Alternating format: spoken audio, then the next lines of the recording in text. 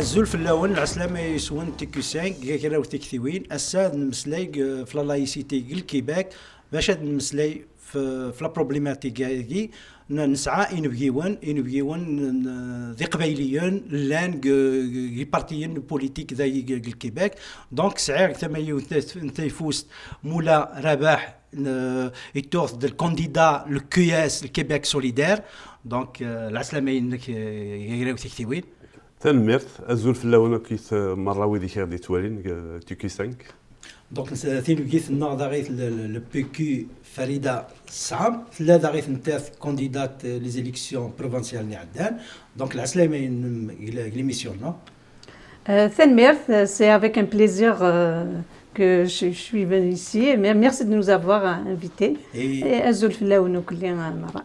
صحيح. دونك أماكن نخدم دابيتود اسمي نسعى كمال غادي نهضر شوي في لا لايسيتي ذاك الكيباك اون جينيرال دونك أولي خلي كمال. Donc Azul Filaoun يروح عندي توالن تيكو 5 Azul يبديونا. Donc la problématique de la laïcité d'une manière générale, ce qu'il faut souligner, c'est que c'est à cause d'un certain nombre de problèmes qui peuvent y arriver à travers le monde, tels que les guerres. Et les guerres, l'essentiel, l'origine de ces guerres-là, ces derniers temps, on trouve la question de la religion et aussi la question identitaire. Donc, principalement, pour la question religieuse, donc pour qu'il soit réglé, il faut régler la question de la laïcité. Parce que la laïcité, il permet justement aux croyants, aux pratiquants de vivre dans leurs croyances et qu'il n'y a que la citoyenneté qui pourrait régler cette problématique à travers la laïcité. Et d'ailleurs, la laïcité signifie liberté de culte, signifie la séparation du pouvoir et enfin, séparation au sens de religieux et du politique, et la question de la neutralité de l'État par rapport justement aux questions religieuses. Et la liberté de conscience, c'est pas seulement non, justement, lorsque je parle de liberté, c'est par rapport à la liberté de conscience, donc ça veut dire croire ou ne pas croire, et donc l'individu vit dans sa véritable citoyenneté. Et en ce qui concerne, si on veut le relier aussi pour la laïcité en Algérie ou comment on appelle ça en Tamazight, laïcité Tamazight, on l'appelle Talek, donc qui on peut dire un peu de l'étymologie de laïcité, donc qui signifie ce qu'on a déjà abordé déjà dans les émissions passées, là où on a fait un peu la référence par rapport à comment la laïcité se pratiquait par exemple en Kabylie, à travers Tajmath, séparer tout ce qui est comme gestion de la cité et par rapport à la question de la gestion des religieux. Donc la laïcité réellement au fond n'est pas étrangère à notre société, mais malheureusement il y a certains qui l'utilisent pour que ça soit arrivé au pouvoir ou pour des raisons de manipulation.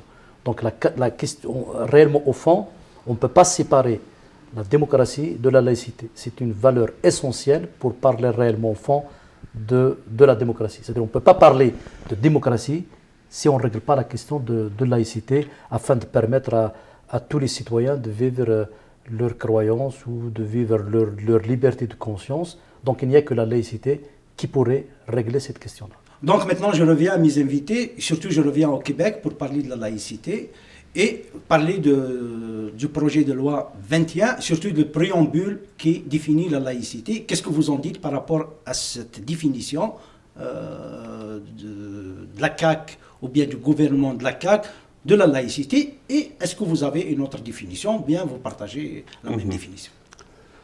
J'ai lu le préambule du projet de loi 21. Le préambule, ça, il ne me dérange pas. C'est après le développement, c'est l'implication du projet de loi où j'ai des réserves, où je suis opposé au projet de loi. Québec solidaire, le parti, mon parti s'oppose au projet de loi. Mais le préambule qui dit que la laïcité, c'est la séparation de l'État et de la religion, c'est la neutralité religieuse, c'est la liberté de conscience aussi, c'est l'égalité des citoyens et citoyennes. Moi, c'est des principes que je partage, je n'ai pas de problème avec ça. On va faire un tour de table, Voilà. donc on revient aussi Ouais. pour voir au moins la position du PQ et aussi votre position personnelle par rapport à cette définition de la laïcité. Au fait, ma position personnelle par rapport à la laïcité en général, c'est que pour moi, la laïcité, elle est vraiment claire. Si on remonte dans le temps, donc c'est la séparation de spirituel et de temporel, donc de politique et des pouvoirs. Politique et religieux. Donc, pour moi, il n'y a pas de laïcité ouverte, non laïcité fermée, non laïcité semi-fermée, non. Elle est ce qu'elle est. Oui, la laïcité, elle est ce qu'elle est. Soit on l'est, soit on ne l'est pas. C'est ça mon point de vue à moi. Et puis, dans le parti le PQ, donc, au contraire, nous, bien sûr, on appuie le projet de loi parce qu'il a pris beaucoup de temps. Depuis quand même la révolution tranquille, on traîne, ça ne se termine pas là. À un moment donné, il faut mettre des balises et puis passer à autre chose. Pour dire pourquoi on la renforce, parce que donc il y a le Bouchard Taylor, mais on la renforce pour le système éducatif, parce que je vais dire que moi personnellement, comment je vois, c'est que l'enfant, il est beaucoup plus présent avec son Ça, c'est sur les détails Oui, okay. On va revenir aux détails par la suite. Maintenant, vous avez posé la problématique de laïcité ouverte, laïcité fermée ou bien républicaine. Qu'est-ce que ça veut dire ces deux conceptions de laïcité ouverte et laïcité, on peut dire... Est-ce que vous avez quelque chose? Personnellement, je ne suis pas d'accord justement d'essayer d'ouvrir des brèches à certains réellement qui ne sont pas laïcs, qui prétendent être laïcs. Pour moi, qu'il n'y a qu'une seule laïcité. La laïcité qui donne la liberté aux gens de croire ou de ne pas croire et de permettre aussi aux différents croyants, selon leurs croyances, de les pratiquer, de les exercer. Mais il y a des règles. Donc, une laïcité ouverte, pour moi, c'est une laïcité qu'on veut assassiner.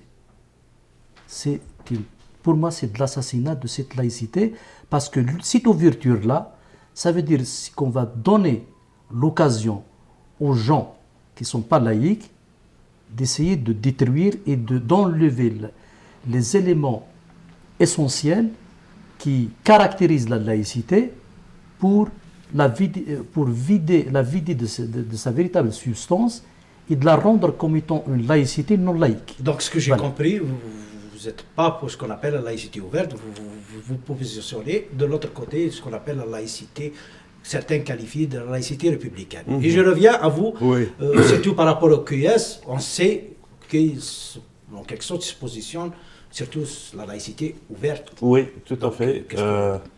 Pour nous, à Québec solidaire, on dit que la laïcité, c'est d'abord les institutions de l'État qui doivent être laïques, qui doivent être neutres. D'ailleurs, quand je lis, j'ai commencé tout à l'heure par dire le préambule du projet de loi déposé par l'ACAT ne me dérange pas du tout, parce qu'on parle de neutralité religieuse de l'État, de séparation de la religion et de l'État, et de la liberté de conscience, de l'égalité des citoyens et des citoyennes. Je suis très à l'aise avec ça. Donc on parle surtout, quand on parle de laïcité, c'est l'État qui doit être laïque et non pas les individus qui, eux, doivent pratiquer leur religion, leur croyance comme ils l'entendent. Quand on dit, je veux bien écouter l'argument, la neutralité de l'État vis-à-vis des religions. Quand je vois par exemple l'État, il finance à hauteur de 70% des écoles religieuses, nous, à Québec solidaire, on dit que non, c'est pas possible. Il faut arrêter le financement des écoles religieuses. Parce que ça enfreint justement le principe qui dit qu'il y a un principe de neutralité de l'État vis-à-vis des religions. Parce qu'il y a des citoyens, beaucoup de citoyens qui ne sont pas croyants, qui n'ont pas d'école religieuse, là, se voient regardent que l'argent du contribuable, il sert à financer des écoles religieuses. Moi, je pense que c'est une violation du principe de la neutralité religieuse. Les individus, quand on reconnaît aux individus la possibilité de pratiquer et de croire en ce qu'ils veulent, il y a un certain nombre d'individus qui ne dissocient pas le fait de porter un signe religieux avec leurs croyances. Parce que selon leurs croyances, on vient tous d'une société où on a connu le développement par exemple, du phénomène du port du voile. Dans les années 80, par exemple, c'est vrai qu'il est lié historiquement au développement de l'islamisme, mais à la Kabylie, au fait, il y a des transformations. Il y a beaucoup de khalat, par exemple, elles portent un foulard, elles vont travailler comme serveuses dans un café, dans les villages les plus reculés de la Kabylie. Donc on ne peut pas dire que c'est l'islamisme, parce qu'il ne faut pas oublier que les islamistes, pour eux, la place de la femme, c'est à la maison, elle a un rôle de reproductrice. Donc, tout ça pour dire que, pour nous, à Québec solidaire, quand on parle de laïcité, c'est d'abord l'État qui doit être laïque et non pas les individus. C'est les institutions et non pas les individus, les employés. Exactement. Surtout dans le projet de loi, on parle des employés qui sont en position d'autorité et ils vont jusqu'aux enseignants. Mais ça. La question qui se pose, et ça sera pour vous, c'est est-ce qu'on peut être neutre tout en ayant un signe religieux? Est-ce qu'un employé qui incarne en principe l'État, il peut être neutre tout en affichant son appartenance religieuse? Qu'est-ce que vous en dites par rapport à ça? Justement par rapport à ça, c'est que si je prends par exemple les signes ostentatoires, pourquoi dans le Parti québécois on a élargi au niveau de l'éducation? C'est que, comme j'ai dit, un enfant, il est comme une pâte à modeler. Donc, le PQ, il va jusqu'à, par exemple, ce qu'on appelle les éducatrices. Oui, les éducatrices et garderies. Pourquoi? Parce que, en fait, comme j'ai dit, donc l'enfant, il passe beaucoup plus de temps avec son enseignante, avec son éducatrice, qu'avec sa maman. Donc finalement, c'est ces fonctions-là qui donnent à celles-ci, à ces enseignantes-là et éducatrices, qui leur donnent le statut du pouvoir. Et donc ce statut-là, ils peuvent l'utiliser justement pour essayer de modeler, influencer et modeler religieusement les enfants. Donc le signe, en quelque sorte, il n'est pas neutre. Il émet un message. Oui, il y a un message. Et le message, évidemment, c'est un message religieux, ce que j'ai compris par rapport à ça. Et donc la différence que je vois entre le PQ et le QS, c'est que le QS, il dit oui pour la neutralité des institutions, mais laissez tranquille les employés, ils ont le droit d'exprimer leur religiosité. Et de l'exprimer par ces symboles-là. Moi, personnellement, oui, c'est clair, la neutralité de l'État par rapport aux questions religieuses, c'est l'un des principes de la laïcité. Mais, qui représente l'État? Ce sont des individus. L'État, c'est pas les murs. Donc, pour moi, il y a des personnes qui incarnent cet État, et ces personnes-là, ils sont obligés justement de traduire justement cette neutralité. Et cette neutralité, je prends l'exemple là où je connais mieux, c'est le cas de l'éducation. Un enfant, il construit sa personnalité dans un environnement bien déterminé. Et l'une des personnalités là où l'enfant s'identifie, c'est bien l'enseignant ou l'enseignante. Donc, un enseignant ou une enseignante qui se présente avec un signe ostentatoire qui traduit une certaine religiosité, ça le forme, ça l'influence, ça se construit. Donc, on ne peut pas dire qu'une femme voilée ou un enseignant qui porte un signe religieux ne va pas influencer dans la formation de la personnalité de l'enfant. Donc, et c'est la même chose aussi, que ce soit pour la police ou la justice, je ne sais pas. Il y a certains fonctionnaires doivent marquer cette neutralité et parce qu'ils incarnent l'État. Parce que si on dit la laïcité, c'est pour l'État, mais qui représente l'État? Ce sont des individus, ce n'est pas les murs. Donc pour moi, cet argument-là de dire c'est la neutralité de l'État.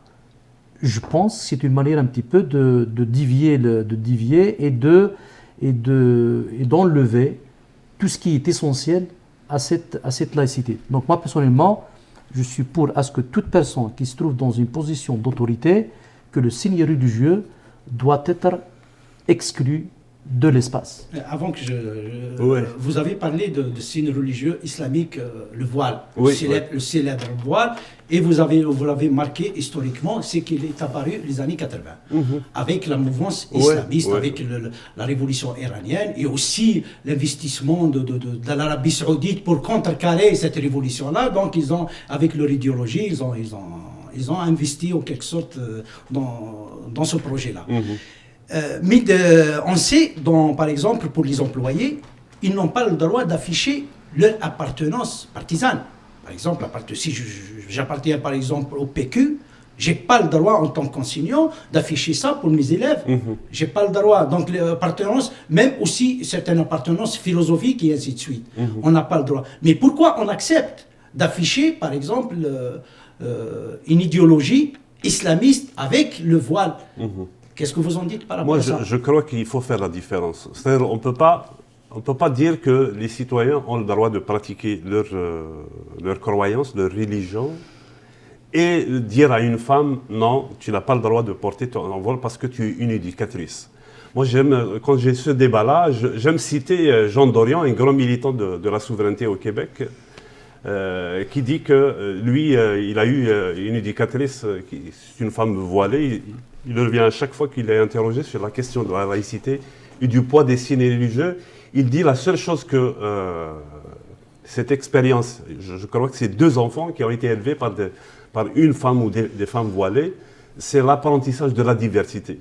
Je peux comprendre de ce dont vous parlez par rapport à l'influence de quelqu'un qui porte, d'une enseignante dans un milieu, par exemple, où majoritairement c'est ça qu'on a en face. Mais le Québec, ici à Montréal, dans la grande région de Montréal, qu'est-ce que représentent les musulmans, ce qu'on appelle les musulmans d'une façon générale, que ce soit de confession ou de culture? C'est 3% globalement, c'est à ce niveau-là. C'est un milieu de... Mais la loi, Oui. la loi, elle n'est pas destinée seulement aux musulmans. Oui. Elle interdit une interdiction, on peut dire universelle, Ouais. donc ça touche tous les signes religieux. C'est ça, mais je veux dire d'une façon générale, les minorités, ou du moins les membres des minorités qui portent des signes religieux, ça reste une minorité. Mais ça et doit on baigne déroger. dans un environnement où il y a de la diversité. Ce qu'on apprend, moi je pense, même si on voit quelqu'un, un sikh avec son turban, un juif avec une kippa et une femme avec son foulard, moi je pense que dans un contexte comme celui qu'on vit au Québec, il n'y a pas de risque que l'enfant subisse un traumatisme parce qu'il a été élevé par...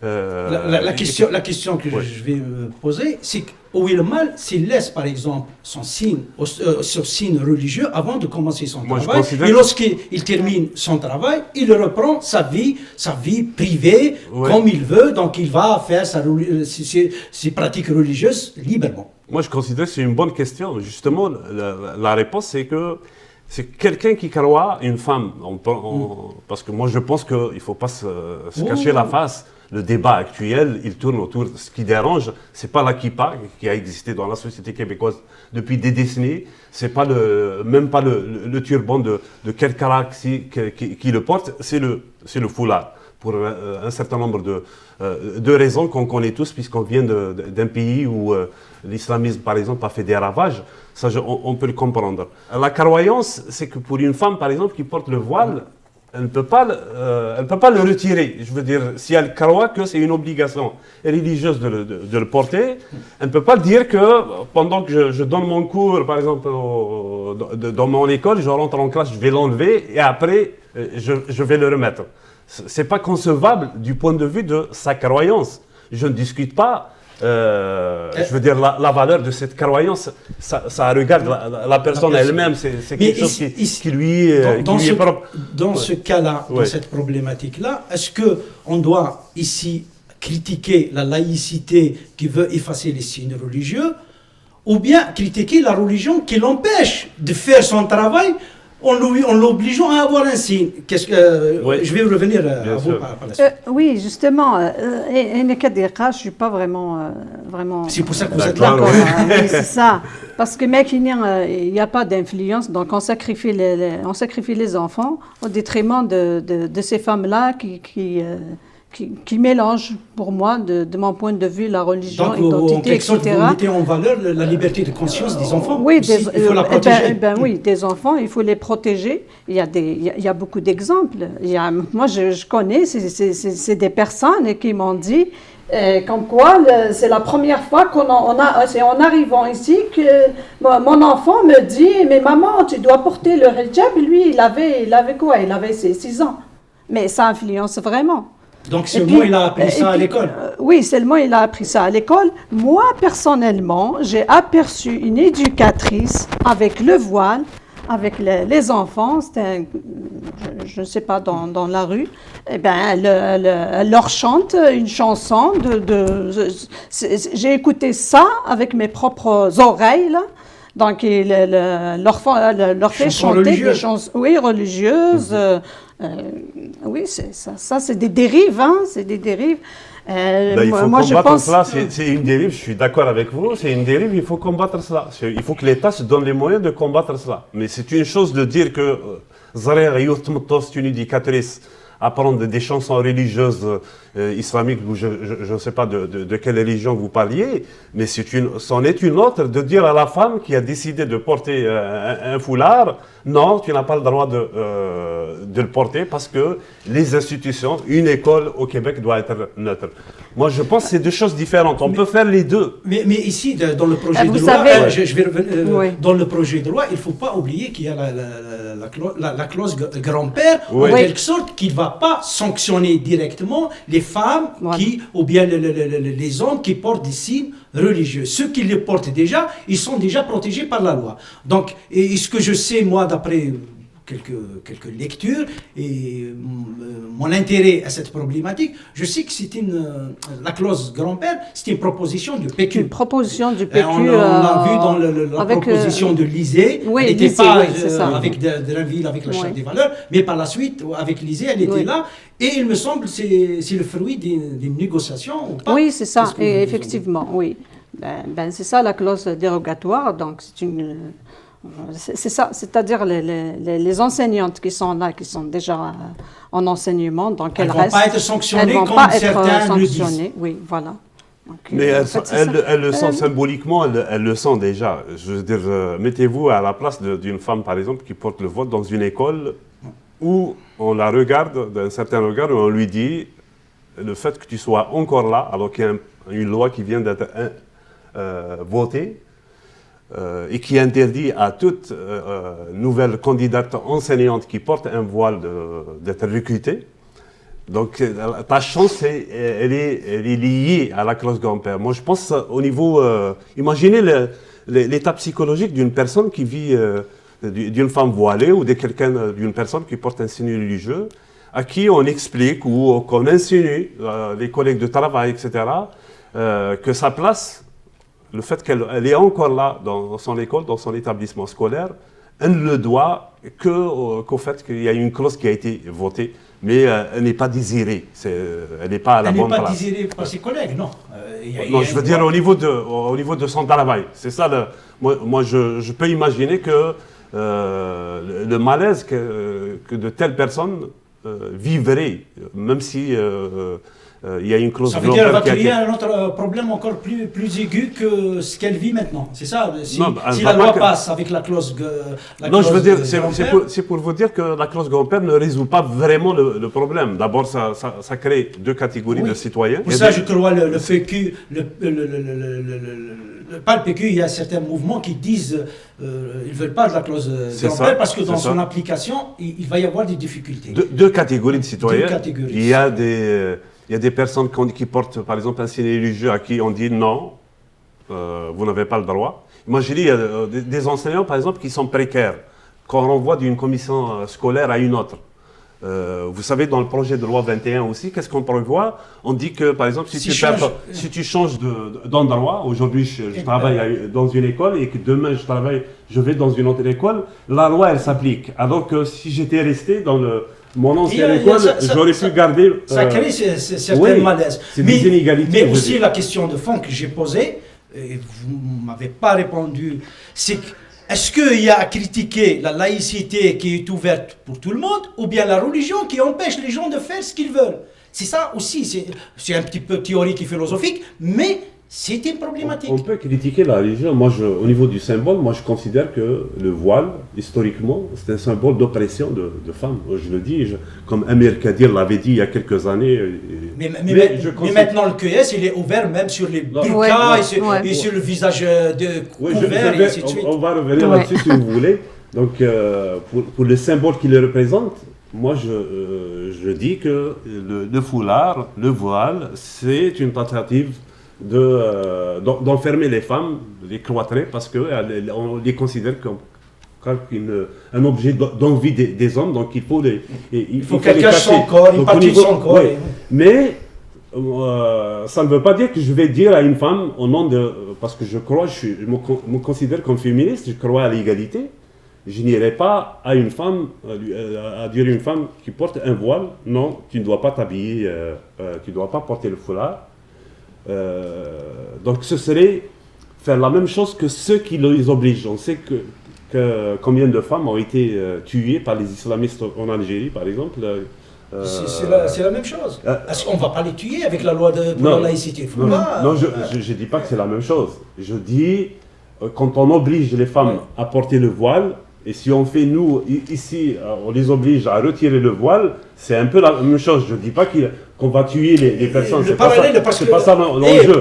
Le parallèle avec l'Algérie, donc interdire le voile et l'obliger, ce n'est pas la même chose parce que la loi, ici, c'est une loi qui oblige, mais sans y aller dans la violence. Donc, on est d'accord. Oui, donc on est d'accord. Donc, on revient à la question de fond. Qui contraint le croyant? Est-ce que c'est la religion ou la laïcité? Est-ce que c'est la religion qui empêche les gens de travailler là où ils veulent ou bien c'est la laïcité? En ce qui concerne la religion et la laïcité, c'est bien clair, c'est la religion qui est discriminatoire. C'est-à-dire, lorsque on est pratiquant, on choisit une religion, ça veut dire automatiquement il y a l'exclusion des autres religions. On ne peut pas être musulman, en même temps chrétien, en même temps juif. Donc, on part d'un principe que la religion, pour moi, par définition, il est déjà une affaire privée. Parce que dans l'étymologie du mot religion, il y a le terme relié. Donc c'est cette relation qui existe entre l'individu et son créateur. Donc c'est une affaire privée, individuelle. Donc, pour moi, c'est la religion qui est discriminatoire, qui exclut. C'est-à-dire c'est un choix. C'est comme on est dans un parti politique, on ne peut pas être en même temps dans un autre parti politique. Donc il y a de l'exclusion de fait. On choisit, on est partisan. Donc quelqu'un qui est religieux, c'est quelqu'un, on peut dire, de partisan. Il a choisi son camp, il a choisi une vision, c'est son droit. Mais il faut que ça reste dans un cadre privé. Et c'est ça, justement, la laïcité. Pour la question de la laïcité, justement, il sauvegarde cette neutralité. Donc, je pense que c'est la laïcité qui protège, justement, les croyances et qui donne la liberté aux gens de choisir. Donc, juste pour la question, lorsqu'il a parlé, on prend l'exemple d'une femme qui porte le voile, ils se sont gênés ou comment se fait-il qu'il porte le voile et après, lorsqu'elle rentre en contact avec les élèves ou je ne sais pas, comment ils vont l'enlever? Eh bien, moi, personnellement, si quelqu'un qui n'est pas prêt de laisser sa croyance et de faire sa fonction et d'exercer son métier en respectant son statut, parce qu'il est là, il incarne l'État. Et l'État exige de lui d'être neutre, parce qu'il incarne l'État. Donc pour dire que la laïcité des institutions, moi personnellement, je ne crois pas à ça. Oui, l'institution devrait être laïque, mais ce sont les individus qui incarnent cet État-là. Donc allez, moi personnellement, je suis convaincu que les individus, les personnes qui ne sont pas prêtes pour incarner cet état qui exige de lui d'être neutre par rapport aux questions religieuses, moi personnellement, je ne pense pas si vraiment il a le profil pour exercer ce genre de métier là où la personne elle est dans une position d'autorité. On va entendre le PQ. Oui, justement, ماشي البيكو dans le même sens, c'est que le religieux, etc. C'est qu'il faut savoir une chose, c'est que justement, c'est un religieux. Hein? C'est le pape Saint-Gélas, ce premier, qui a mis, comment dirais-je, Qui a sur parlé de place, séparation. qui a parlé, qui a initié au fait de ce qu'elle est devenir l'Occident laïque aujourd'hui. Donc c'est à travers la lettre qu'il a écrit à l'empereur byzantin Anastasius, où il lui dit que c'est comment dirais-je, c'est pour la séparation justement de religieux et de politique, c'est parce que ça a créé des problèmes. Pour mettre fin à ces conflits-là, donc dans la lettre, il lui dit, quand il s'agit des affaires politiques, le curé doit respecter les lois de l'empereur.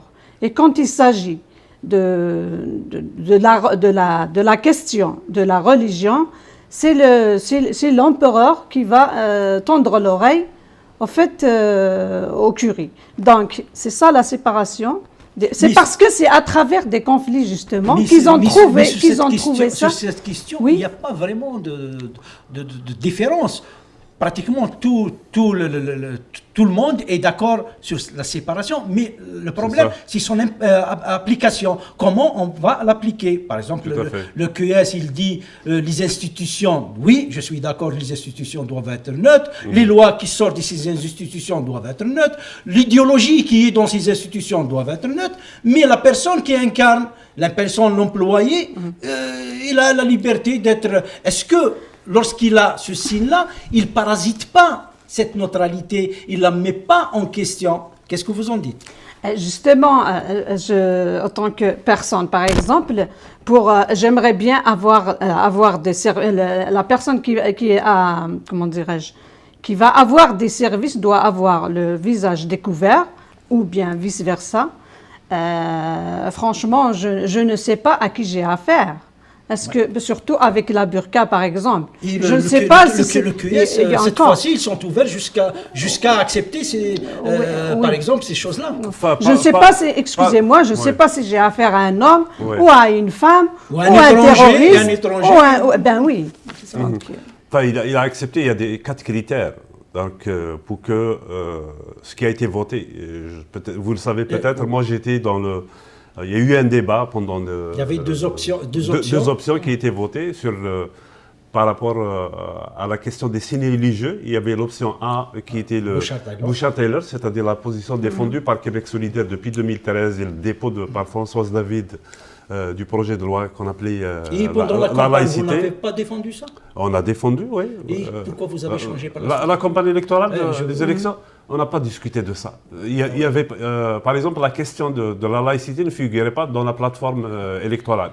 Il y avait des lignes de communication qui ont été distribuées aux candidats, mais on n'a pas eu ce débat. Si vous avez remarqué... Mais tout le monde croyait que vous êtes au moins dans le Bouchard-Taylor. Oui. Et maintenant, vous êtes avant Bouchard-Taylor. C'est la position qu'on a défendue depuis 2013, du moins l'aide parlementaire et les porte-paroles, mais c'est une position qui n'a jamais été votée par un congrès. C'est pour ça qu'elle est revenue, elle a été débattue durant le dernier Conseil national. Moi, j'étais un des porteurs de l'option A, c'est-à-dire que la nécessité de rester avec la position qui recherche un compromis, et le compromis, on l'a illustré via les recommandations de Bouchard-Taylor. Il y avait un deuxième volet, ce qu'on appelle le bloc B, avec 2 propositions sur le visage découvert. Ce que je peux vous dire, c'est que ce volet-là n'a pas été discuté, n'a pas été un enjeu, parce que les membres de Québec solidaire n'ont pas considéré que c'était un enjeu. C'est comme si on a considéré que c'est évident. Donc vous êtes même contre la loi 62 de PLQ, celle qui interdit... Non, je le dis, la position qui a été adoptée, il fixe des critères pour accepter le visage. Évidemment, moi, je ne suis pas d'accord avec la position adoptée, mais je respecte la décision, de la majorité de la majorité. Je pense que mon sentiment à moi, si vous me demandez mon avis, je pense que la question du visage découvert devra être clarifiée par un congrès prochain, peut-être le prochain qui va avoir lieu à l'automne, parce que tout le monde n'est pas d'accord avec la formulation qui a été adoptée. Même s'il y a 4 critères, donc ce n'est pas dans n'importe quelle condition qu'on accepte que QS accepte le visage couvert. On parle de prosélytisme, on parle du devoir de réserve, on parle des contraintes liées à l'exercice de la fonction, mais aussi aux questions de sécurité. Donc il y a certains des membres de QS qui estiment que, du moins la majorité... Mais si elle est revendiquée pour des raisons religieuses, est-ce que c'est acceptable? Par exemple, on dit que ma religion, en quelque sorte, m'ont contraint à cacher mon visage. Oui. Est-ce que c'est acceptable? Est-ce qu'on doit recommander? Oui. Non, je vous le dis, selon les critères qui ont été adoptés par le Conseil national, ce ne sera pas accepté, même si la personne le dit. Donc il y a des critères. Ce qu'on dit à Québec solidaire, il faut que ça soit suffisamment justifié pour qu'on ait recours à une restriction du port des signes religieux, de façon générale. Et ça s'est appliqué avec l'adoption de la proposition sur le visage découvert sur ce plan. Par rapport à cette Peut-être, ça met mal à l'aise un certain nombre de membres, je ne vous le cache pas. Moi, je n'étais pas de cet avis. Je pense que la question sur le visage découvert, elle va revenir dans le débat de QS pour mieux préciser. Ils ne vont pas l'évacuer, comment ils font en général. Ils disent ce n'est pas le problème. Des fois, ils disent c'est l'environnement.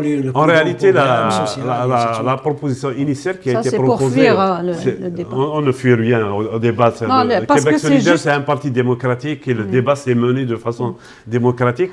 Je le dis, la proposition initiale qui a été soumise aux membres, aux délégués du dernier Conseil national, elle disait que les personnels de l'État, les agents de l'État qui offrent des services à la population devraient le faire à visage découvert.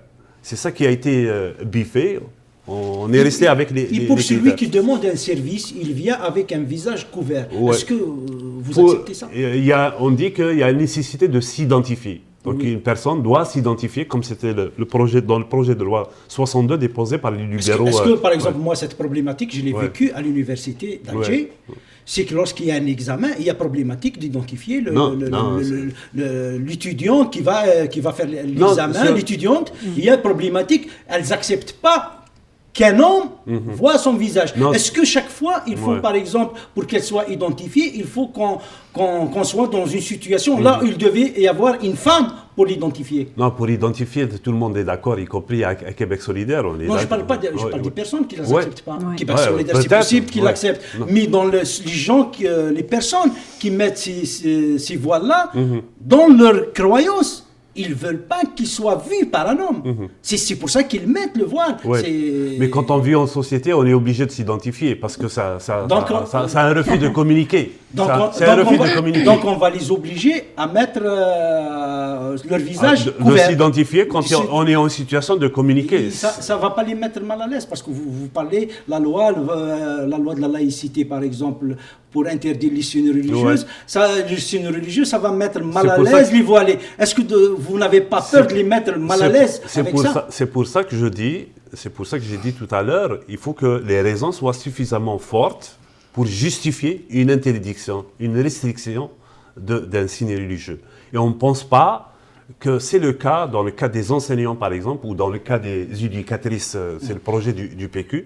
On ne pense pas que, moi je ne considère pas que l'enseignant est un représentant de l'État, surtout en situation d'autorité. Un policier, je peux comprendre, un policier, un juge... Mais tout se passe à l'âge de 5 ans, tout se passe à l'âge de 6 ans. Oui, mais les enseignants, il y en a qui portent des signes religieux, il y en a qui ne portent pas. Comme je l'ai dit tout à l'heure, on est au Québec, on n'est pas en Afghanistan ou en Arabie Saoudite. Mais j'ai cité des exemples.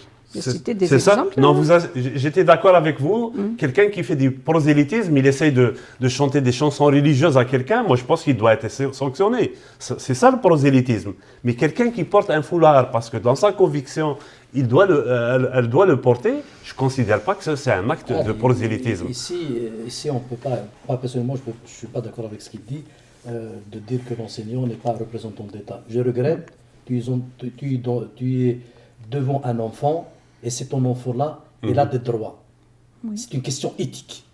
Donc, pour dire que l'enseignant n'est pas représentant d'État, je pense que ça donc il faut respecter la liberté de conscience de l'enfant déjà. Pour moi, il y a même, moi personnellement, je défends même, il faut que les élèves eux-mêmes ne doivent pas porter des signes religieux, parce que c'est une influence pour son environnement. Donc je vais aller plus loin, c'est pas seulement pour les enseignants, c'est aussi pour les élèves. Ne doivent pas porter des signes religieux parce qu'ils vivent dans un environnement qu'ils partagent. Donc c'est un espace commun qu'on devrait respecter et c'est ça la laïcité. La laïcité, il protège justement les personnes qui ne sont pas automatiquement... Ça, c'est la laïcité votre conception de la laïcité. Il y a des théoriciens qui ont... Mais si, Jean Bobéro, c'est quelqu'un qui a écrit... La laïcité ouverte. Oui, c'est ça, qui a écrit des livres entiers, plusieurs livres. Il est venu ici découvrir la réalité québécoise. C'est votre conception. C'est pas tout le monde qui la partage, c'est le moins qu'on puisse dire. Moi, j'ai une autre conception de la laïcité qu'on appelle effectivement... Mais la conception des concepteurs de la laïcité ne pensent pas comme toi. Alors, imaginez... Non, il y a des concepteurs... Jean Bobéro, il dit exactement la même chose que je dis. Lorsque maintenant j'entends qu'on est en train de discuter, est-ce qu'une femme doit être couverte ou pas, moi, personnellement, je pose des questions. Est-ce que justement, on n'est pas en Afghanistan ou en Iran? On est au Québec, dans un pays laïque. Donc, je trouve que c'est scandaleux qu'au Québec, on fait un débat, est-ce que la femme doit être couverte ou pas? C'est scandaleux. Ali, moi personnellement, au Québec, dans un pays laïque... C'est votre émission, c'est vous qui faites le débat. Non, je parle parce qu'on est dans un espace laïque et je suis convaincu d'une chose, qu'il n'y a aucune personne laïque, les gens qui prétendent qu'ils sont laïques, alors que c'est faux. Je vais revenir... Justement, j'ai envie de dire quelque chose. Tellement on tourne autour de ce concept, la laïcité, surtout dans certains pays, on confond même l'ignorance devient une comment on appelle ça? L'ignorance devient une norme, comme il dit Katib Yassine. Quand une ignorance devient une norme, la vérité devient un péché. Maintenant, on confond, dans certains pays, on confond entre laïcité et l'athéisme. Ici, au Québec, on confond entre laïcité et racisme. Je vais revenir à ça. Par exemple, la semaine passée, la manifestation qui s'est faite le dimanche, c'est un collectif d'anti-islamophobie, donc qui lutte contre le racisme et ainsi de suite, mais avec une couleur islamiste qui saute aux yeux, une mise en scène islamiste qui me fait rappeler moi, qui a vécu à Bab el-Oued, les meetings du fils 89-90, c'était les meetings de fils se faisaient de la même façon, la même rhétorique, les mêmes symboles, de la même façon se faisaient. Qu'est-ce que vous en dites par rapport à ça? Est-ce que vous avez participé en tant que QS à cette manifestation qui va pratiquement dans votre position par rapport à la laïcité? C'est vrai, donc vous avez raison, la marche la semaine passée, elle a été organisée par le collectif canadien contre l'islamophobie, dirigé par le controversé Adil Sharqawi. En quoi il est controversé? Parce qu'il traîne beaucoup de casseroles, comme on dit. Quel genre de casseroles? Il faut être précis. Oui, on se souvient des affaires avec le collège Rosemont et le collège Maisonneuve. Où il aussi soupçonné à une certaine époque d'être lié à Al-Qaïda. Soupçonné, c'est quelqu'un qui a fait de la prison, il a porté le bracelet électronique, ensuite il a été... innocenté, mais sans être réhabilité. Donc sa cause n'est pas totalement... On ne peut pas dire qu'il est terroriste, mais il est islamiste. Et Oui, l'islamiste, c'est visible. l'islamiste, il l'assume. Il l'assume, il avance des revendications, il ne s'en cache pas des revendications. Il a parlé l'année dernière de la polygamie, d'autres choses, des charia, des instruments de musique. La par musique, exemple, etc., oui. Il ne s'en cache pas. Évidemment, vous m'avez posé la question par rapport à QS. QS, les membres du QS ne sont pas partis. Moi, dès 2013, en septembre 2013, la première marche contre la charte, moi, je me suis opposé aussi à la charte des valeurs du PQ. Est-ce que c'est la leçon de Nado Dubois lorsqu'on a piégé Non, ça n'a rien à voir. Moi, je pense que c'est en 2013, moi, j'avais fait un post sur mon mail Facebook pour inviter les militants de QS à ne pas participer à la marche de Cherkaoui, mais on peut s'opposer autrement à la charte des valeurs. Tout le monde n'était pas d'accord à l'époque, mais cette fois-ci, j'ai fait le même message et j'ai vu personne de Québec solidaire participer à la marche. Il y en a qui sont partis aujourd'hui parce qu'il y a un certain nombre d'organismes qui ont organisé. Est-ce que ça ne gêne pas je ne parle pas du QS, Oui. je parle de votre militantisme en Algérie, que je sais que, Oui. que vous êtes laïque, Oui. parce que vous êtes issu d'une école idéologique laïque. Est-ce que vous ne vous sentez pas gêné d'être associé aujourd'hui à un certain Cherkaoui, à des islamistes Pourquoi vous dites qu'on est associés Nous, on n'a pas participé à la marche de je ne parle pas de la Cherkaoui. marche, Oui. dans la même revendication. Oui. Non, mais je pourrais vous reposer la question, vous qui défendez le projet de loi de la charte, le projet de loi de 21, il est défendu par des gens des groupes d'extrême droite au Québec. Est-ce que vous n'êtes pas gêné de défendre la même chose que moi, je ne défends pas, je ne m'oppose pas au projet de loi en disant que c'est un projet raciste ou ceci et cela. Je ne suis pas d'accord.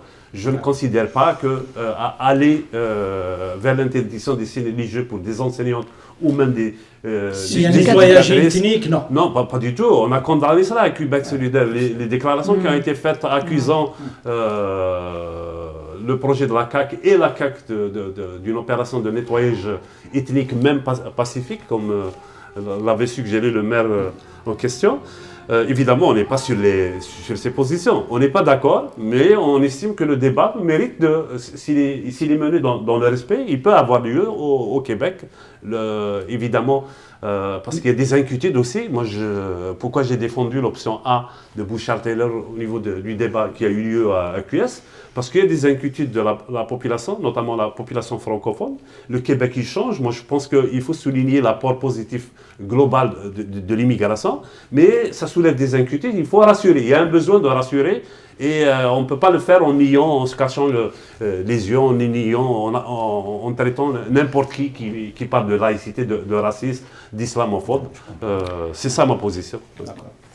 Eh bien justement, c'est là que les dérives commencent, les traumatismes, parce que ça nous fait justement rappeler ce qu'on avait vécu déjà dans le passé, dans nos pays d'origine. Franchement, moi j'ai hâte que tout ça se termine et puis on applique la loi. Pour passer à autre chose, parce qu'il y a d'autres problèmes. Il y a d'autres problèmes, vraiment... des dossiers, des chantiers, je ne sais pas, par exemple, le problème d'intégration, d'immigration pour l'emploi. Il y a des là, oui, là, on avait dans le PQ, on avait une vingtaine déjà. Ils ont commencé par reconnaître notre religion. Donc ils veulent parce que c'est plus facile de parler de la religion que de parler d'autres choses. Donc c'est pour ça. Oui, donc c'est ça. Donc il faut y aller de l'avant et puis trouver aux gens qui sont qualifiés et surqualifiés et qui ne travaillent pas dans le domaine de débattre de ça. C'est ça les vraies questions. Donc pour vous, c'est une avancée le projet. Oui, c'est une avancée. Contrairement à ce que oui. la position de QS. Donc on est arrivé pratiquement au terme de ce débat. Pas de débat, il va continuer certainement. Il y a d'autres espaces donc de l'émission parce qu'il y a le temps. Mais avant ça, donc je vais vous laisser dire un mot. Oui, moi, puisqu'on parle du projet de loi, moi j'espère qu'il ne va pas être adopté, du moins dans sa mouture actuelle. Peut-être que le gouvernement va faire des concessions. peut-être qu'il irait vers le compromis Bouchard-Taylor. Moi, je pense que ce serait une bonne chose parce que la société québécoise, c'est une société raisonnable. On parle de bon sens québécois, la population elle est portée vers le consensus. Et le moins qu'on puisse dire, c'est que le projet de loi de la CAQ, il divise la société entre, d'une part, la majorité francophone et les minorités. Donc, par contre, un compromis comme Bouchard-Taylor, il avait réussi à susciter l'adhésion, à avoir l'adhésion de l'ensemble de 75% de la population, quelle que soit leur souche, ou leur origine, ou leur religion. Moi, je pense que c'est ça qu'il faut privilégier. Ça, c'est votre position, c'est pas celle de QS. Oui. QS, ils ne veulent pas qu'il passe. Ils veulent pas. Moi aussi, je ne veux pas qu'il passe. Parce qu'un projet de laïcité, il peut y avoir des projets de laïcité. Je vous ai dit, en 2013, Françoise David, qui était notre porte-parole, à l'époque, elle avait déposé un projet de laïcité. Il ressemble à aussi. celui-ci, juste celui-là, il va y aller jusqu'aux enseignants. Donc, pratiquement, ça sera... C'est ça. Ouais. Moi, je vais dire, il faut protéger nos enfants. Voilà, c'est pour ça qu'on a été un peu plus loin. Et puis, donc, comme je l'ai dit, j'ai hâte que ce projet-là soit concrétisé. Au fait, ça a trop traîné depuis la Révolution tranquille. Pourquoi les sœurs, dans le passé, on a déconfessionnalisé les écoles, elles ont enlevé leur... tout simplement. Il n'y a pas la mer à boire, c'était facile, oui. Puis on va passer à autre chose, comme je l'ai dit, traiter les vrais dossiers. Kamel ? Moi, personnellement, c'est clair, je défends le projet, mais peut-être il est insuffisant, parce que je veux qu'il soit généralisé même dans des écoles privées, et non pas seulement pour les écoles publiques, parce que moi, je considère, je parle d'une question d'éthique. L'enfant, dans une école publique ou privée, il a les mêmes droits, donc il faut qu'il soit protégé. Pour moi, il n'y a qu'une seule laïcité, il n'y a ni ouverte ni fermée.